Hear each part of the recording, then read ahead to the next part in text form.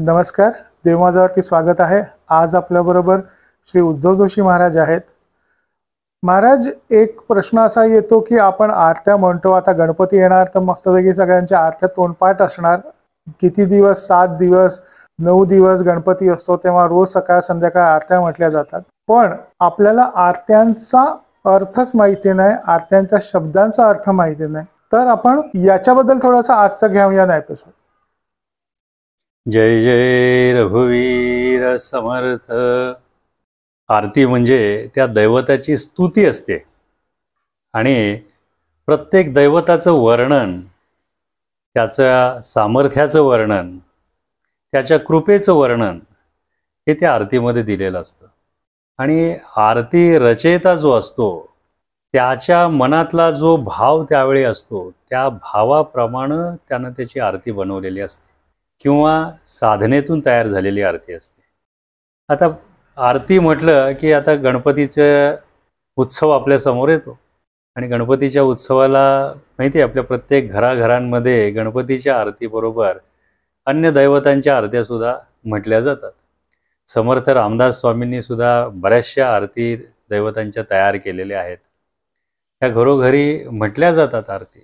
आणि आरती म्हणताना उद्देश हा असतो की जो रचयिता आहे त्याच्या मनातला जो भाव असेल त्या ओळींमध्ये त्यानं प्रतिबिंबित केलेला असतो आणि तो भाव सर्वांना कळावा हा उद्देश असतो। आणि दैवताची स्तुती केली की दैवत प्रसन्न होतं। जसं आपली कोणी स्तुती केली तर आपल्या मनाला बरं वाटतं, दैवताचंही तसंच आहे, त्याची स्तुती केल्यानंतर ते दैवत प्रसन्न होतं। आम्ही बऱ्याच वेळा सांगतो की आपली जी आद्यशक्तीची आरती आहे ही विभूती तत्वातून तयार झालेली आरती आहे, ही प्रासादिक आरती आहे। ही ज्या ज्या ठिकाणी चालू असते त्या ठिकाणी संपूर्ण गुरुमालिका जी आहे ती आरती स्वीकारण्यासाठी येत असते। एवढं सामर्थ्य या आरतीमध्ये आहे, म्हणजे प्रत्येक शब्दामध्ये त्याचा अर्थ तेवढा दिलेला आहे आणि त्या दैवतांना आवाहन केलेलं आहे, ते दैवत येऊन कृपा करत असतात। तर आरती हा सुद्धा साधनेचाच एक भाग आहे। आरतीमुळे भाव दृढ होतो आणि भक्ती खऱ्या अर्थानं घडते। तर प्रत्येक आरती ही सांगीतिक पद्धतीची आरती आहे, त्याला एक विशिष्ट लय आहे, चाल आहे त्याला, आणि शब्दांची गुंफण त्या पद्धतीनं बनवलेली असते। आणि त्याच्यामुळं ही आरती म्हणताना सुद्धा आपल्याला शरीरामध्ये व्हायब्रेशन्स जाणवतात आणि व्हायब्रेशन्स जाणवल्यामधलं आपलं जे देवत्व आहे आपल्यातलं ते सुद्धा जागृत होत असतं। म्हणून प्रत्येक आरती सुद्धा ही जी आहे हे अगदी मनापासून विशिष्ट ताल, लय आणि आवाजाचे माध्यम हे बघून आरती केली पाहिजे, म्हणजे त्याच्या अनुभूती यायला लागतात। आता आपण पांडुरंगाची आरती करत असतो, तर पांडुरंगाच्या आरतीमध्ये सुरुवातीलाच काय दिलेलं आहे? युगे 28 विठेवरी उभा, वामांगी रुखमाई दिसे दिव्य शोभा। डाव्या बाजूला त्याच्या वामांगी म्हणजे रुखमाई आहे आणि त्याची दिव्य शोभा आहे ती दिसते असं सांगितलेलं आहे।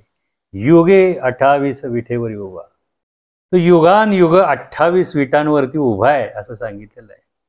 लोक याचा अर्थ खूप वेगळा घेतात। याचा अर्थ काय घेतात की 28 युग तो पांडुरंग काय त्या विटेवरती उभा आहे असं घेतलं जातं। तर युगान युग, युगे म्हणजे युगान युग 28 विटेवर उभा असलेला तो पांडुरंग आहे। आता या 28 विटा कोणत्या? आपण जर आपले हात पाहिले तर प्रत्येक बोटाचे पेरे जर आपण मोजले तर उजव्या हाताला 14 पेरे आहेत। 1 2 3 4 5 6 7 8 9 10 11 12 13 आणि 14। उजव्या हाताचे 14, डाव्या हाताचे 14, 14 दोन्ही 28। गुरुजी, जेव्हा मी प्रवचनाला त्या दिवशी गुरुपौर्णिमेला होतो तेव्हा मी मोजायला बसलेलो, आपल्या बोटावरती मोजताना आपल्याकडे जे लाईन्स आहेत त्या 15 लाईन्स, 15 असे खाचे दिसतात, म्हणजे जसे लहानपणी आपण मोजायचे 1 2 3 1 2 3 4 मोजायचे। पण जेव्हा मी हे बघितलं की अंगठ्याला 3 सेगमेंट्स नाही आहेत, अंगठ्याला फक्त 2 सेगमेंट्स आहेत, मग तेव्हा ते 14 जमलेत। बरोबर आहे, कारण काय आहे की हातावरती कोणाच्या किती रेघा असाव्यात हे काही निश्चित नसतं। ज्या पद्धतीनं हाताचा वापर तेवढा सतत ज्याचा हात असा बंद असेल त्याची 1-2 रेघ दिसेल, पण उघडझाप करण्यामुळं प्रत्येक पेऱ्याला सुद्धा 3 ते 4 रेघा दिसतात. इथं अंगठ्याला सुद्धा खालच्या बाजूला इथं रेघ दिसत असते. हातावरती तर भरपूर रेघा आहेत.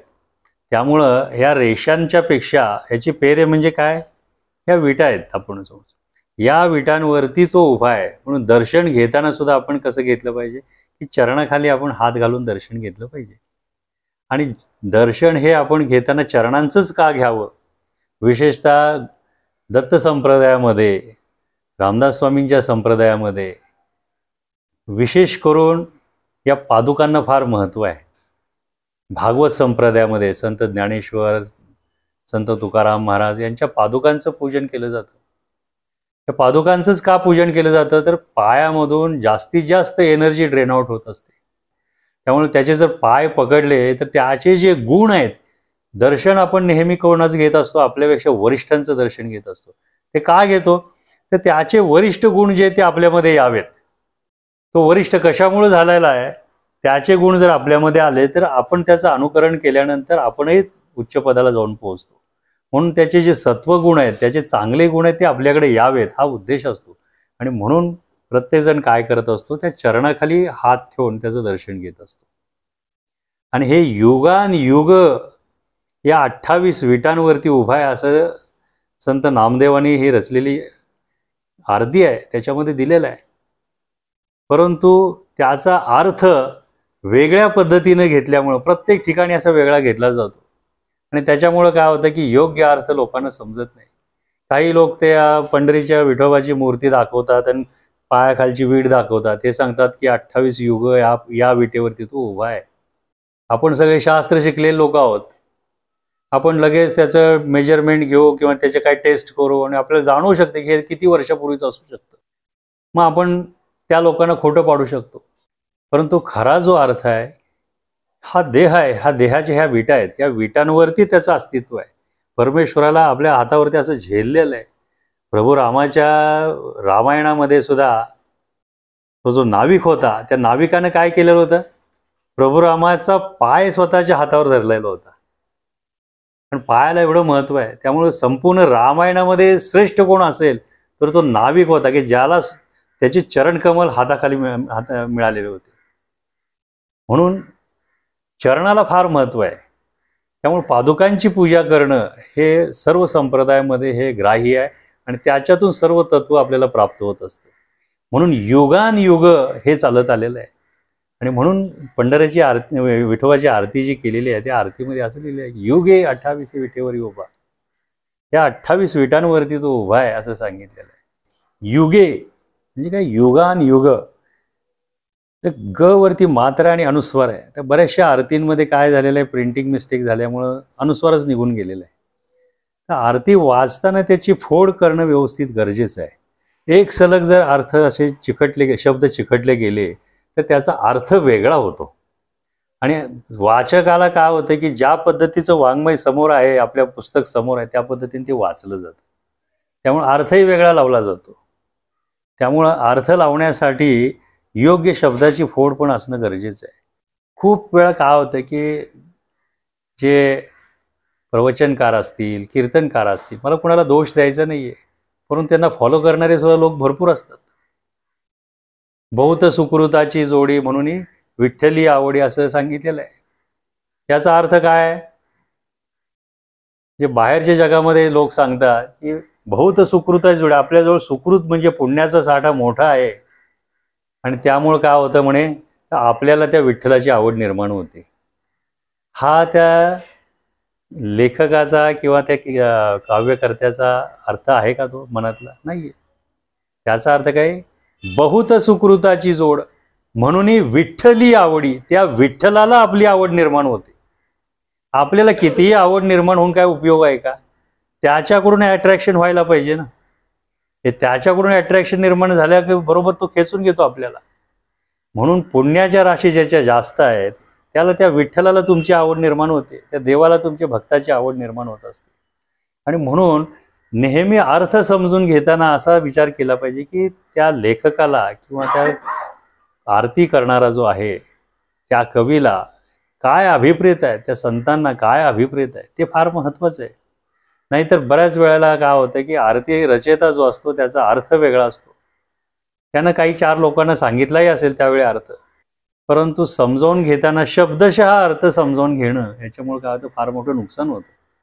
आता एक छोटासा संस्कृत शब्द आहे, मार्जारहा तम आखुम खादंती. आपण हे जर वाक्य सलग म्हटलं, मार्जारहा तमाखुम खादंती म्हणजे काय, मांजर तंबाखू खात आहे, त्याचा अर्थ काय होतो पहिल्याचा, मार्जारहा तम आखुम खादंती, मांजर ते उंदीर खात आहे. किती अर्थ बदलतो बघा. त्यामुळे अर्थ कसा घेतला पाहिजे हे फार महत्त्वाचं आहे. कारण ते ईशतत्व जे आहे ते ईशतत्व आकळण्यासाठी शब्दांमध्ये त्याला गुंफलेलं आहे. आणि शब्द हे ब्रह्म आहे, खम ब्रह्म हे शस्त्रासारखं कार्य करत असतं. त्याचा उच्चार जर तुम्ही विशिष्ट पद्धतीने करायला लागलात तर ते तुमच्यासाठी शस्त्र म्हणून कार्य करतं. एखाद्याला सांगितलं की 1 3 5 7 अशा पद्धतीने क्रमानं तू पुढे जात जा, त्यांना जर क्रम चुकवला 1 3 4 5 असं जर केला तर त्याचा मार्ग बदलणार आहे, म्हणजे योग्य ठिकाणी तो जाणार नाही आहे. त्यामुळे कर्ता जो आहे त्या कर्त्यानं पहिल्यांदा त्याचे नियम घालून दिलेले असतात. त्या नियमांप्रमाणे जर आपण गेलो तर निश्चित आणि निश्चित अर्थानं आपल्याला ते तत्त्व प्राप्त होतं. म्हणजे काय, त्याचा अर्थबोध आपल्याला होतो. तर मार्कंडेय पुराणामध्ये सुद्धा मार्कंडेय ऋषींनी सांगितलेलं आहे, सप्तशतीचा जो पाठ केलेला आहे त्या पाठाचा जर अर्थ आपण पाहिला, शब्दशः अर्थ खूप वेगळा आहे, परंतु त्याचा गूढार्थ जो आहे तो पूर्णपणे वेगळा आहे. शब्दशः अर्थ जर काढला तर काय होतं की मधु आणि कैटभ हे 2 राक्षस आहेत, त्या कर्णमळापासून बनलेले आहेत विष्णूच्या, आणि ते महाबलाढ्य राक्षस झालेले आहेत आणि त्या ब्रह्म्याला म्हणजे ब्रह्मदेवाला खायला गेलेले आहेत. आणि ब्रह्मा घाबरला, तो म्हणला आता मला हे खाणार तर मला काय केलं पाहिजे, आता वाचवणारा कोण आहे, तर तो विष्णू आहे, तो परमप्रतापी आहे, त्याच्याकडे जावं. त्याच्याकडे तो गेला पळत पळत. तिथं गेल्यानंतर तो झोपलेला होता. त्यानं योगमायाचं स्तवन केलं, योगमाया प्रसन्न झाली आणि तिला विनंती केली की तू विष्णूला उठव, नाही तर हे राक्षस मला मारून खातील. मग ती विष्णूला उठवते. विष्णू क्रोधायमान झालेला असतो. बघितलं तर त्या राक्षस ऐकत नाहीत त्याचं. 5,000 वर्ष तो युद्ध खेळतो तरीसुद्धा ते ऐकत नाहीत. आणि मग शेवटी त्या राक्षसांना वाटतं की आपणच बलाढ्य आहोत. आणि मग काय होतं, की राक्षस त्याला म्हणतात तू वर माग आम्हाला. तर विष्णू म्हणतो की तुम्ही जर माझ्यावरती प्रसन्न असाल तर तुम्ही काय करा, स्वतःचा घात करून घ्या. ते म्हणतात की ज्या ठिकाणी पाणी नाही आहे त्या ठिकाणी आमचा तू घात करू शकतोस, आम्हाला मारू शकतोस.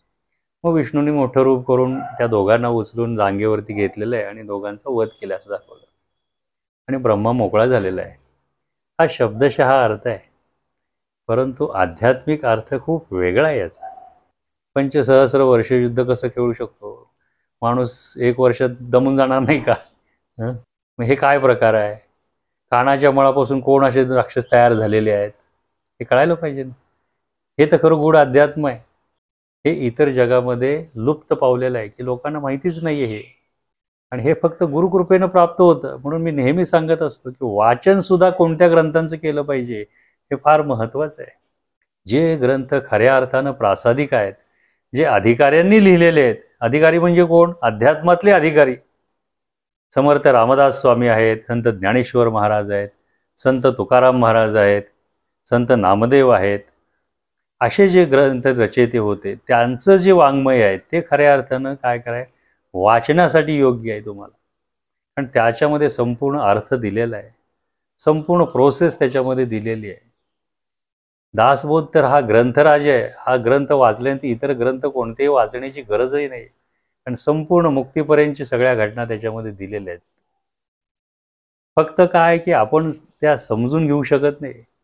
वाचन करते सुद्धा स्वतःला जसा अर्थ भावेल किंवा इतरांनी कोणी सांगितलं असेल त्या पद्धतीने अर्थ काढतात, परंतु समर्थ रामदास स्वामींना काय अर्थ अभिप्रेत आहे हे फार महत्त्वाचं आहे ना. हे जर अभिप्रेत कळत नसेल तर मग उपयोग नाही आहे. आणि म्हणून श्रीधर स्वामींना सुद्धा एक दीक्षित म्हणून कोणीतरी त्यावेळचे होते, त्यावेळी त्यांना श्रीधर स्वामींनी सांगितलं की तुम्ही दासबोधाचं पारायण करा. तर श्रीधर स्वामी काय म्हटले की मी 24 वेळा दासबोधाचं पारायण करीन. याचा अर्थ काय की 1 वेळ पारायण करून दासबोधाचा अर्थ समजणार नाही, त्यासाठी 24 वेळा पारायण करावं लागेल. श्रीधर स्वामी सारख्या महातपस्वी महाज्ञानी जे होते, ब्रह्मज्ञानी होते, त्यांच्या सारख्यांना सुद्धा जर एवढा वेळ लागत असेल तर आपण फार सामान्य आहोत. कारण प्रत्येकावरती गुरुकृपा ही होत असते आणि अर्थबोध हा माझा अनुभव आहे, हा गुरुकृपेनं होत असतो. बाह्य जगामध्ये नुसतं माणसाने अधिकार देऊन उपयोग नाही आहे.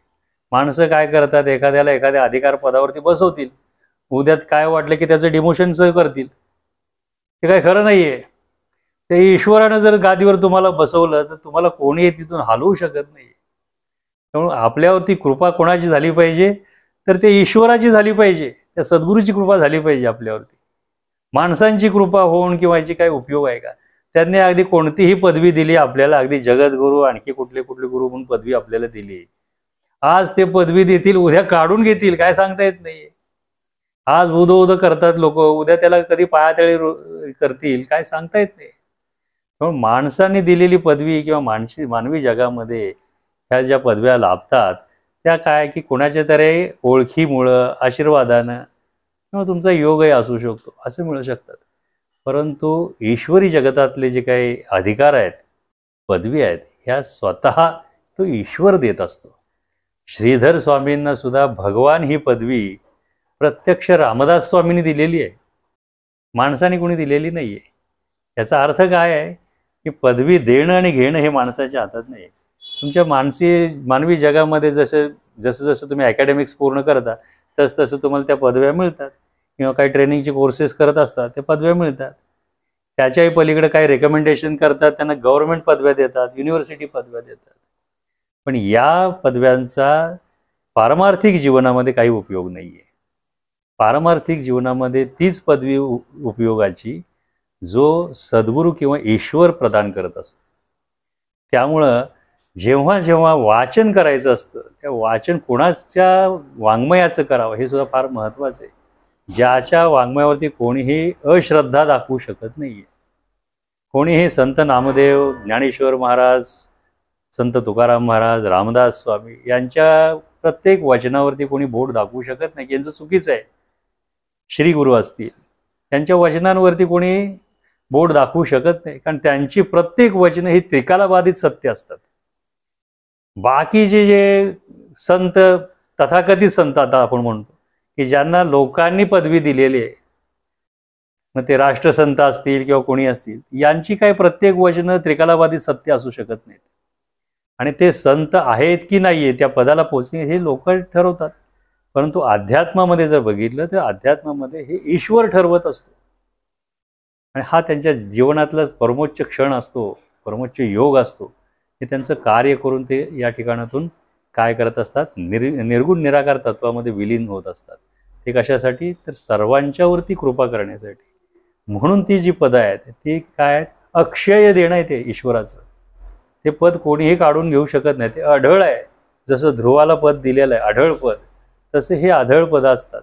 म्हणून संत महात्मे जे आहेत हे नेहमी पूजनीय असतात. आणि यांचं जे वाङ्मय आहे हे यांचं वाङ्मय समजून घेण्यासारखं आहे. दत्त महाराजांची आरती आहे की नाही, त्रिगुणात्मक त्रयमूर्ती दत्त हा जाणा, त्रिगुण अवतार त्रैलोक्य राणा. तो त्रैलोक्याचा राणा आहे. 3 लोक कुठले आहेत, ते स्वर्ग मृत्यू पाताळ याचा राणा आहे, तो राजा आहे सांगितलेलं. सत्व रज तम हे 3 गुण आहेत. हे जर त्याला कळले नाही तर काय उपयोग नाही आहे. नेती नेती शब्द नये अनुमाना, म्हणजे काय की योग, उपनिषद आणि वेद यांना सुद्धा ज्याचं स्वरूप कळालेलं नाहीये ते सुद्धा म्हणतात काय की न येती, मला ते समजलेलं नाहीये. सुरवर मुनिजन अवघे समाधीने देना, देवतांच्या किंवा मुनिजनांच्या समाधीला सुद्धा जे तत्व येऊ शकत नाहीये, असं ते परम उच्च तत्व आहे. ते ऑल माहिती आहे, असं ते तत्व आहे. त्याची जर आरती असेल, ती आरती आपण किती बारकाईनं ऐकली पाहिजे. ही आरती रचयिता सुद्धा त्या तोलामोलाचंच होता, त्यानं ते प्रत्यक्ष पाहिल्याशिवाय मिळालेलं नाही. युगानुयुग तपश्चर्या करतात लोक. हिमालयामध्ये आजही 5-5, 6-6 हजार वर्षांपासून तपश्चर्या करणारे लोक आहेत. त्यांच्या भुवया सुद्धा, पापण्या अशा लांबपर्यंत आलेले आहेत, शरपंजिरी झालेले आहेत, तरी सुद्धा त्यांना हे दर्शन प्राप्त नाहीये. आणि हे दर्शन फक्त कशामुळे प्राप्त होऊ शकतं, ते सद्गुरू कृपेनं प्राप्त होऊ शकतं. तुमच्यावरती गुरुची कृपा असेल तर सर्व काही प्राप्त आहे. म्हणून आपल्या आरतीमध्ये पण लिहिलेलं आहे की नाही, गुरुची आहे कृपा ज्यावर सदैव मार्ग त्याला सुखकर. ज्याच्यावरती गुरुकृपा आहे त्याच्यावरती त्याला सगळे मार्ग सुखकर आहेत. आणि त्याच्या आधीच्या ह्याच्यात काय, काय वर्णावा सद्गुरु महिमा, ज्यांच्या सामर्थ्या नाहीच सीमा, जो जो राहील सद्गुरु नेमा, त्याला संकटी रक्षणी होगा. जो सद्गुरूंनी घालून दिलेले नित्य नेम आहे तो अनुचरण करतो, त्याच्या प्रत्येक संकटाला मी उभा आहे असं आद्यशक्तीनं अभिवचन दिलेलं आहे. काय वर्णावा सद्गुरू, ज्याचं वर्णन सुद्धा करणं शक्य नाहीये. ज्यांच्या सामर्थ्या नाहीच्या, ते ऑल माहिती आहे, त्यांच्या सामर्थ्याला सीमा नाहीये, त्यांच्या स्पृहेनं सगळ्या घटना घडू शकतात, हा अर्थ आहे. आणि दुसऱ्या ह्याच्यात सांगितले की गुरुची आहे कृपा ज्यावर, इथं गुरु शब्द वापरला आहे, पहिल्या ह्याच्यात सद्गुरू वापरलेला आहे. हा अर्थ सुद्धा समजून घेतला पाहिजे. कळलं का, की सद्गुरूची कृपा वरती आहे आणि इथं गुरुची आहे. हे दोन गोष्टी वेगळ्या आहेत. नाही तर काय होतं की देहधारी असतो त्याला गुरु आणि तो सद्गुरू, मग या गुरुला तुम्ही कुठेही काढून टाका असंही होतं. परंतु ते तत्व जे आहे हे काय असतं की ते पूर्ण काळजी घेत असतं सगळ्याची. ज्याच्या मार्फत ह्या गोष्टी दिल्या जातात त्याला सुद्धा त्याची वीट कधी हलू देत नाही ते. म्हणून मानवी जीवनातले जे काय अधिकार आहेत याला अध्यात्माच्या जीवनामध्ये शून्य किंमत आहे. कारण हे दोन्ही विश्व जे आहेत हे पॅरलल आहेत. आध्यात्मिक विश्व आणि मानवी जीवनातले भौतिक विश्व जे आहे हे दोन्ही कसे आहेत, पॅरलल आहेत, एकमेकाला कधी असे इंटरसेक्ट होत नाहीत. त्यामुळं मी परमार्थ करेन हा फक्त कुठला कशासाठी, तर माझं प्रपंच व्यवस्थित चालावं म्हणून करत असेल तर ती सुद्धा कल्पना चुकीची आहे. मला स्वतःची आध्यात्मिक उन्नती करून घ्यायची आहे, मला आत्मबोध झाला पाहिजे, मला ईश्वराची प्राप्ती झाली पाहिजे म्हणून परमार्थ करणं हा खरा परमार्थ आहे.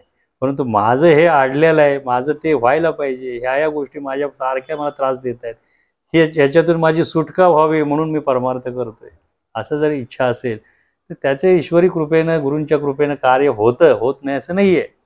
परंतु खरा उद्देश जो आहे हा त्याच्यापर्यंत पोहोचलेला नाही आहे. आज जास्तीत जास्त लोक जे बाहेरच्या जगामध्ये बघतो ते देवळ दिसलं की लांबून नमस्कार करतात, देव दिसला की नमस्कार करतात, परंतु त्यांचा नमस्कार तेवढ्यापुरताच असतो. त्याला तो देव मिळाला पाहिजे, प्राप्त झाला पाहिजे, ही जी भूमिका आहे ही भूमिका त्याच्याकडे नसते, ती तळमळ नसते. आणि ती तळमळ नसल्यामुळं ते आपल्या जवळच तत्व असून सुद्धा आपल्याला गवसत नाही. आपल्याला कुठं बाहेर जायची गरज नाही. ठाईच बैसोनी करा एक चित्त, भावे हरी आळवावा. एकाच ठिकाणी बसा तुम्ही आणि एकचित्त व्हा. आणि भाव मनामध्ये असला पाहिजे की मला तो भेटला पाहिजे. तो जर भेटला नाहीये तर मला फार अवघड होईल, त्याच्यासाठी माझं जीवन आहे, मला तो प्राप्त झालाच पाहिजे. त्यासाठी मला हा देहत्याग करावा लागला तरी चालेल, अन्नत्याग करावा लागला तरी चालेल, पण मला तो ईश्वराची प्राप्ती झाली पाहिजे. हा जर भाव असेल तर तो तुमच्या आतमध्येच आहे, तो तुम्हाला लगेच प्राप्त होऊ शकतो. त्यामुळं हे ग्रंथ जे आहेत, हे वाङ्मय जे आहे हे कशासाठी आहे तर त्या ईश्वराशी अनुसंधान ठेवण्यासाठी आहे. प्रत्येक शब्दामध्ये ईश्वर ब्रह्म आहे, त्याच्यामध्ये शब्द हे ब्रह्म आहे, खम ब्रह्म आहे. म्हणून ते जाणीवेनं वाचलं पाहिजे, जाणीवेनं अर्थ काढला पाहिजे. स्वतःच्या मनाचे काही शब्द त्यात टाकणं हा मूर्खपणा आहे सांगितलंय रामदास स्वामींनी, पडत मूर्ख. त्यामुळं आरतींमध्ये सुद्धा आम्ही बऱ्याच वेळा ऐकत असतो की आरतीत सांगितलेलं असतं त्याच्यापेक्षा आणखी ॲडिशनली बरेच काही गोष्टी कोंबलेल्या आहेत लोकांनी. हे कशासाठी केलेले आहेत काही माहिती नाहीये, कुणी केलेले आहेत काही माहिती नाही. आणि सर्रास ह्या आरत्या अशा अपभ्रंश करून म्हटल्या जातात, हे सुद्धा चुकीचं आहे. ज्या आरती लेखकाने लिहिलेल्या आहेत त्याच पद्धतीनं आरती ती घडली पाहिजे. आणि अर्थबोध समजून घेऊन जर केलं तर ते खऱ्या अर्थानं तुमच्या आतमध्ये उतरेल. किंवा नुसती तळमळ जरी असेल ते मला याचा अर्थ समजावा तरी सुद्धा खऱ्या अर्थानं ती आरती समजू शकते. विशेषतः ज्यावेळेस संस्कृत आपण वाचत असतो, संस्कृतमध्ये एक भला मोठा शब्द दिलेला आहे, पण त्या भल्या मोठ्या शब्दाचा अर्थ वाचताना आपल्याला कळणार आहे का नाही कळणार, पण तो फोडून फोडून म्हटला जातो. एक शब्द असेल तर त्याच्यामध्ये 3 ते 5 वेळा तो फोडलेला असतो मध्यंतरी, म्हणून आपल्याला काय होतं त्याचा अर्थ कळतो, नाही तर अर्थ कळत नाही. आणि हे संस्कृत लिखाणच तसं आहे. तसं प्रत्येक भाषेच्या बाबतीत पण हेच आहे. भाषेच्या बाबतीत ज्यावेळेस त्याची अक्षरं जे आहेत ही एकमेकाला जुळवली गेली चुकून जरी तरी सुद्धा अर्थ बदल होतो. मगाशी जे उदाहरण सांगितलंय की मार्जारहा तम आखुम खादंती, मार्जारहा तमाखुम खादंती. तवरचा अनुस्वार काढला, खूप वरती लावला आणि अक्षर जोडलं. किती फरक पडला याच्यामध्ये. त्यामुळे अर्थामध्ये पूर्ण फरक पडतो आणि अर्थाला फार महत्त्व आहे. ह्या प्रत्येक शब्दावरती मंत्र जो असतो त्या मंत्राच्या प्रत्येक शब्दावरती कारक देवता आहेत. त्यामुळं मंत्र उच्चारण करताना सुद्धा योग्य पद्धतीनं उच्चार झाला पाहिजे. अयोग्य पद्धतीनं जर मंत्राचा उच्चार झाला तर ज्याला बोलवायला नको तो येतो आणि ज्याला बोलवायला पाहिजे तो येत नाहीये. आता विचार करा, आपलं वय झालेलं आहे, आपल्या तोंडामध्ये जात नाही येत, जी काय बोलायचं म्हणजे आतमध्ये वळवळते. आपल्याला राम म्हणायचं आहे, राम म्हणता येत नाही, ते याम याम याम यायला लागतं, रच्या जागी यायला लागतं. आणि लॉ ऑफ अट्रॅक्शन आहे, तुम्हाला सांगतो, हा सगळीकडे ॲप्लिकेबल आहे. त्यामुळं ज्याला बोलवतो तो येतो. त्याचं आयुर्मान कुंडलीत दाखवलं असेल जास्त आहे, पण त्याची ओढ जी आहे ती कोणाची आहे? यमाची आहे. तो यम पटकन येतो. पण सांगायचा उद्देश काय की आपल्याला खोड करून म्हणता आलं पाहिजे आणि योग्य उच्चार उच्चारता आला पाहिजे. उच्चाराला फार महत्त्व आहे. उच्चारामुळं अर्थ पूर्णपणे वेगळा होऊ शकतो किंवा योग्य अर्थबोध होऊ शकतो. एखाद्या शब्दावरती नुसता स्ट्रेस जरी दिला तरी सुद्धा त्याचा अर्थबोध बदलतो. आपण लहान मुलं असतं हे की नाही, लहान मुलाला काय करतो आपण? अरे ये, प्रेमानं बोलतो, तो येतो आपल्याकडे. अरे ये असं म्हटल्यावरती येणार आहे का तो? त्याला कळणार हा आपल्याला रागावतोय. म्हणजे यातला जो भाव आहे, प्रेमाचा भाव आणि क्रोधाचा भाव, या दोन्ही भाव जे आहेत शब्द तेच आहेत, पण उच्चार सुद्धा फार महत्त्वाचा आहे. त्या उच्चाराप्रमाणे जर उच्चार केले तर त्याचा भाव येतो. म्हणून काव्य म्हणताना सुद्धा विशिष्ट लयीमध्ये, विशिष्ट आवाजामध्ये फोड करून व्यवस्थित म्हटलं पाहिजे. तिथं सुद्धा जर शब्द जोडून म्हटले तर त्याचे अर्थ खूप वेगळे होतात. आणि आरती करताना विशेषतः ह्याची काळजी फार घेतली पाहिजे, कारण ही त्या दैवताची स्तुती आहे. कळलं का? त्याची स्तुती चुकीची जर झाली तर ते तुमच्यावर कृपा करणार आहे का? म्हणजे तुम्हाला ना एक छानसं एक्झाम्पल देतो. माझा मुलगा छोटा होता तेव्हा आरत्या म्हणायच्या म्हणजे जोर जरा टाळ्या वाजवून बोंबाबोंब करून आरत्या सवय होती. जसा तो मोठा होत गेला तसा त्याचा ते बोबडेपणा होता तो कमी झाला.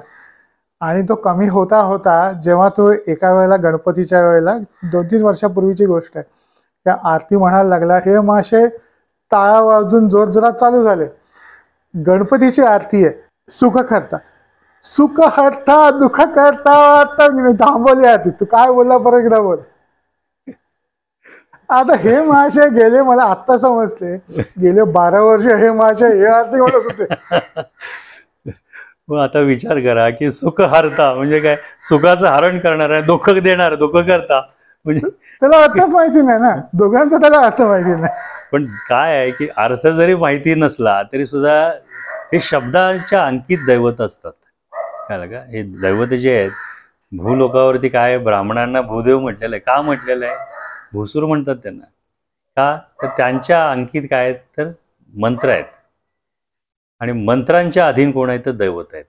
त्यांनी आवाहन केले की दैवत येतात. त्यामुळे शब्दांचे उच्चार जे आहेत ना हे योग्य होणं अतिशय गरजेचं आहे.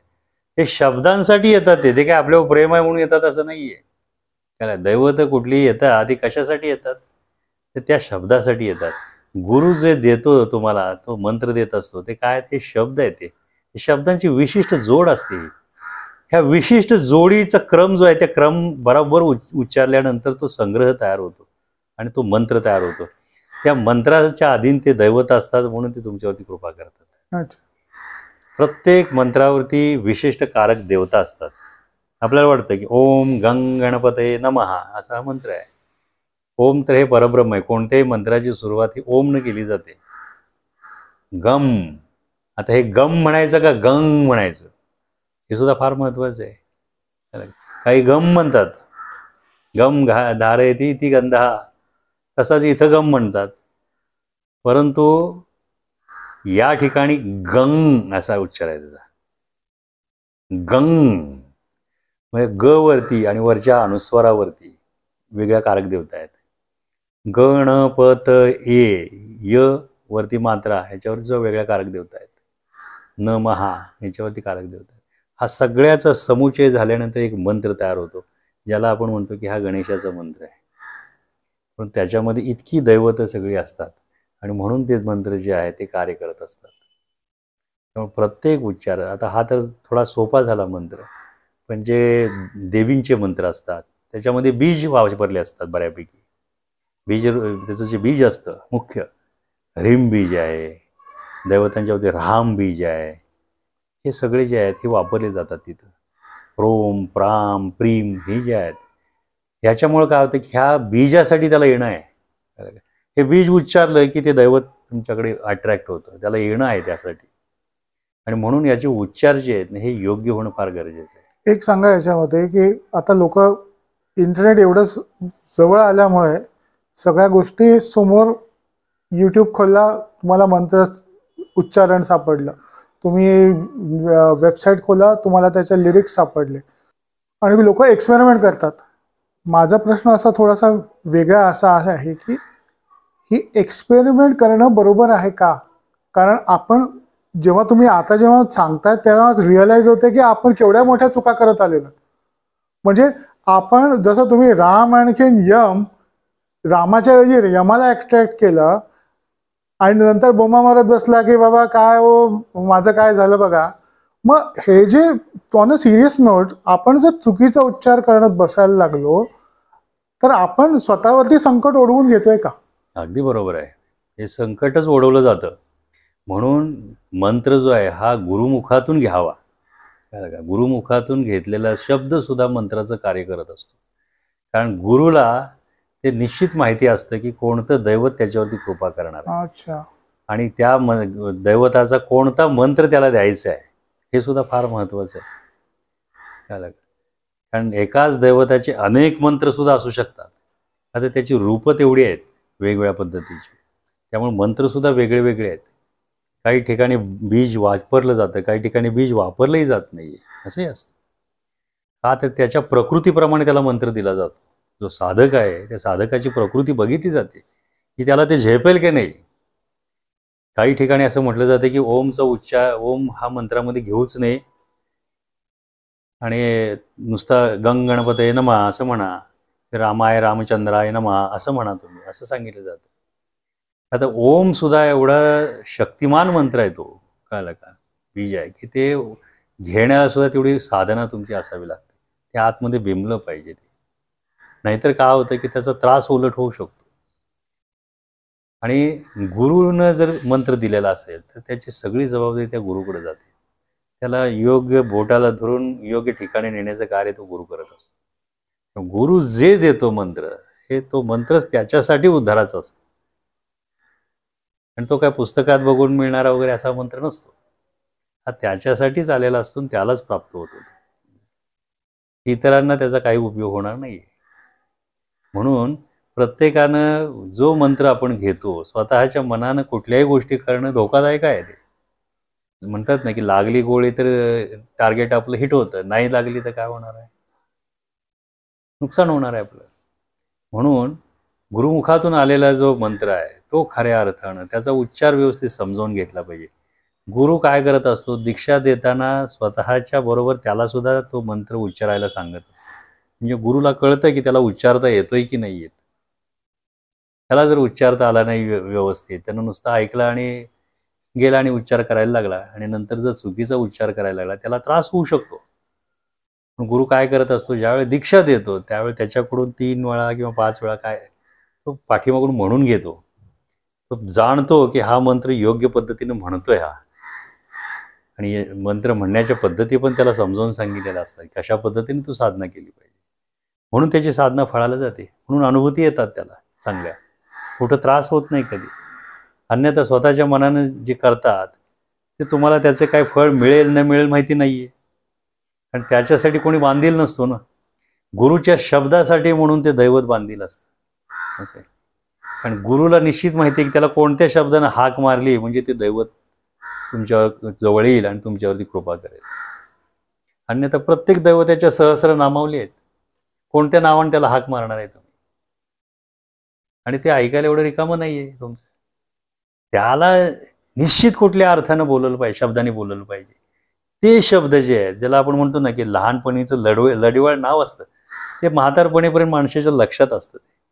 त्यावेळची जुनी काही लोक असतील, म्हातारपणी सुद्धा त्यांनी जर त्या नावानं कोणी सांगितलं की याला जाऊन असं असं बोल, ते बोललं की त्याला कळतं की ह्यानं कोणतरी मला जवळचं आहे, ह्यानं मला माझ्याकडे पाठवलेलं आहे.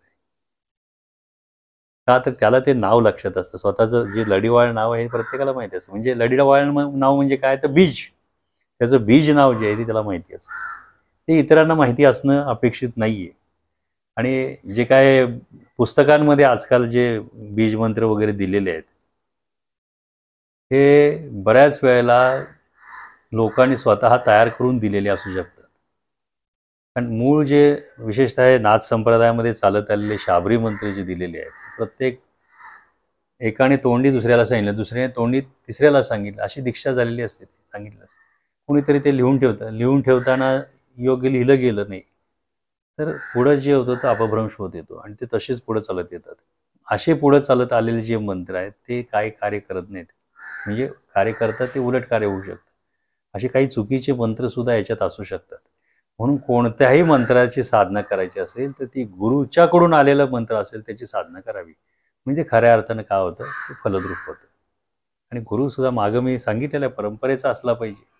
त्याच्या पाठीमागं त्याचं वलय असलं पाहिजे, त्याची परंपरा असली पाहिजे. कारण गुरु हा काही देहानं असणारा गुरु कार्य करत नसतो, ते तत्व कार्य करत असतं. त्याच्या त्या तत्वासाठी म्हणून सगळं ही जे परंपरा आहे ती कार्य करत असते. त्यामुळे अशा परंपरेतून ज्या गोष्टी प्राप्त होतात ते खऱ्या अर्थानं आपल्याला फलद्रूप होतात.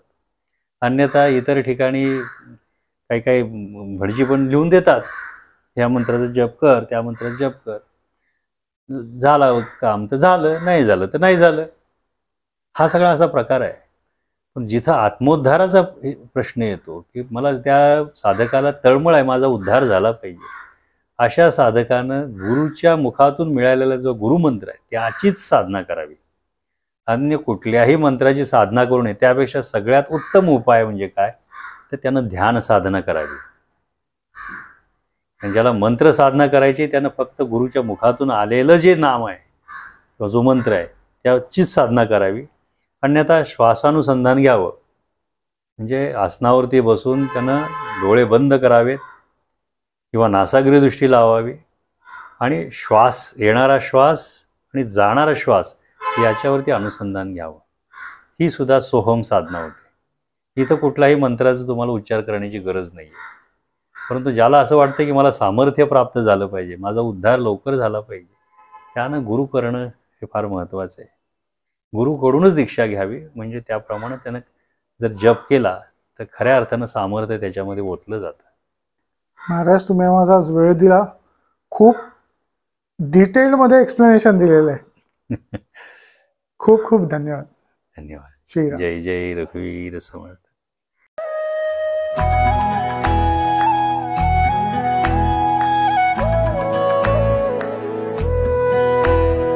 अध्यात्मावर अशीच माहिती मिळवण्यासाठी देव माझा चॅनलला सबस्क्राईब करा